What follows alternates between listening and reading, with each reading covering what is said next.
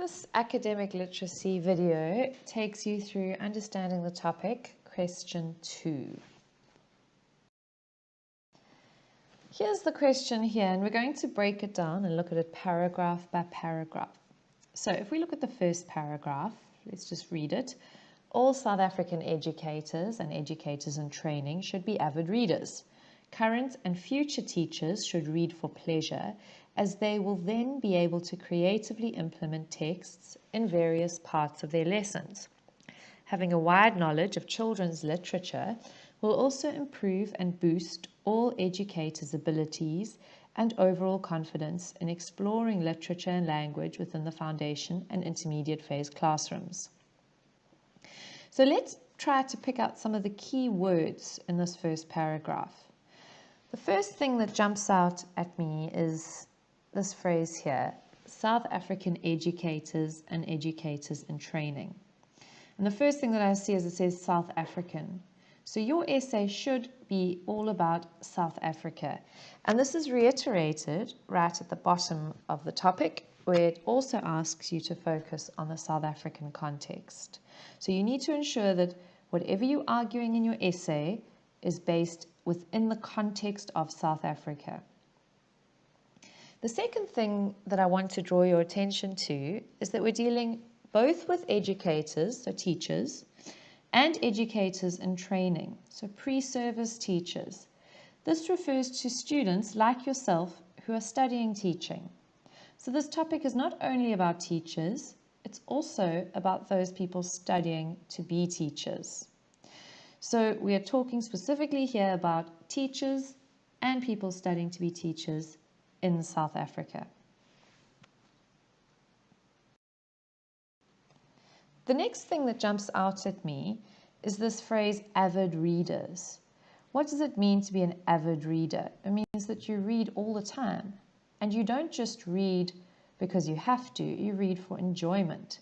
If you do something like if you're an avid swimmer or an avid runner, you do it continuously, but you do it for the love of it. So that's quite important. We're not talking here about reading journal articles or textbooks for your university studies. We're talking about reading for pleasure or enjoyment.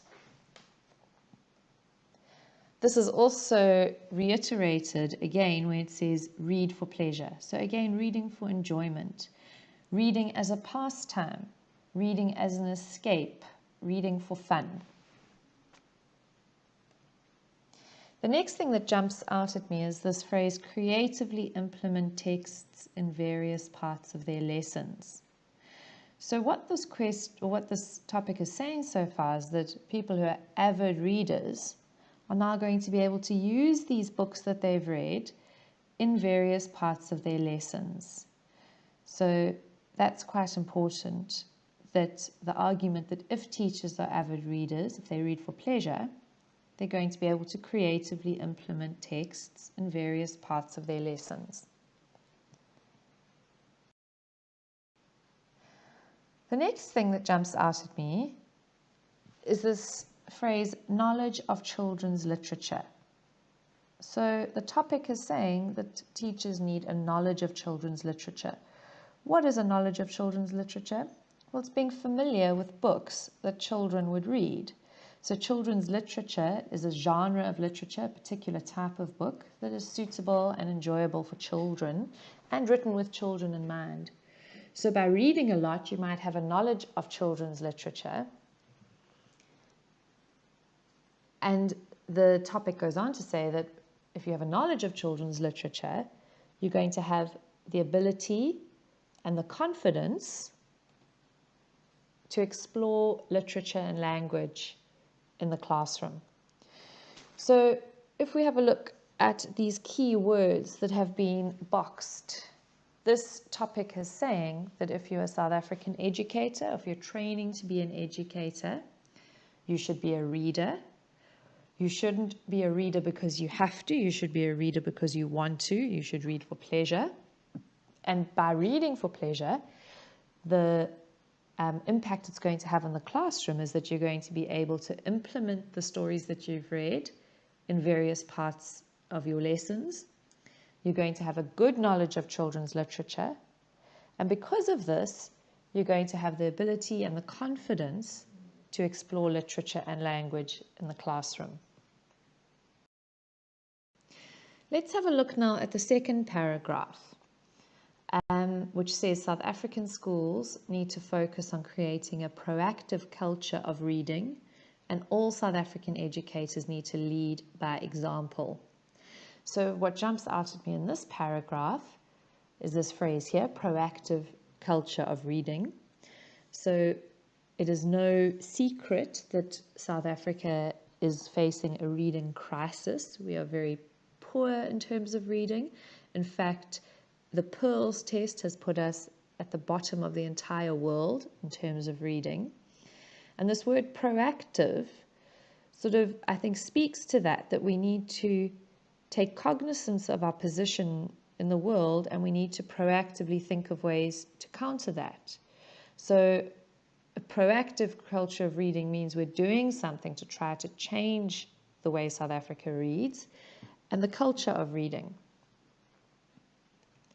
The second thing that jumps out at me is that educators need to lead by example. So the person is arguing here that schools need to have this culture of reading. We need to create it urgently, proactively, and that educators should be the ones reading for pleasure instead of just telling learners that they must read for pleasure. So educators need to lead by example. They need to be at the forefront of this. If we look now at the last paragraph tells us what we need to do. And the most important words here are the words critically discuss. The words critically discuss indicate that you need to take a position in relation to the first two paragraphs. What does it mean to take a position? It means you need to agree or disagree, or partially agree or partially disagree with the first two paragraphs that we've just read. So you need to either agree, yes, South African educators do need to be avid readers. They need to create a proactive culture of reading. They need to lead by example. And if you agree with this, your position statement will agree with what we've just read, and your essay will argue or give reasons why you feel that South African teachers should be avid readers. You could also disagree with this. You could say they don't need to be avid readers. There are other things that are more important for teachers to be good at than reading. You could also partially agree. You could say you think it's important that they are readers, but you think that it's more important that they do academic reading, not reading for pleasure. Whatever your position is, that is what you need to argue through the body of the essay. Now, I suggest that you read, if you haven't already done so, the reading called What is Academic Writing by L. Irvine. That is in your course reader. And here he talks about how to create a critical discussion. So you basically are like a lawyer. You need to prove to me, the reader or your audience, that your position is the correct one. So the body of your essay needs to tell us the reasons why you've taken the position that you have. The next thing that jumps out at me in this last paragraph is this phrase here, substantiate your position with information taken from reliable research. This word substantiate means you need to back up or prove.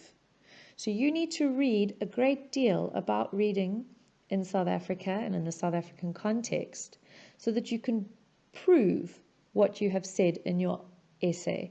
And you do this through referencing different articles and different authors.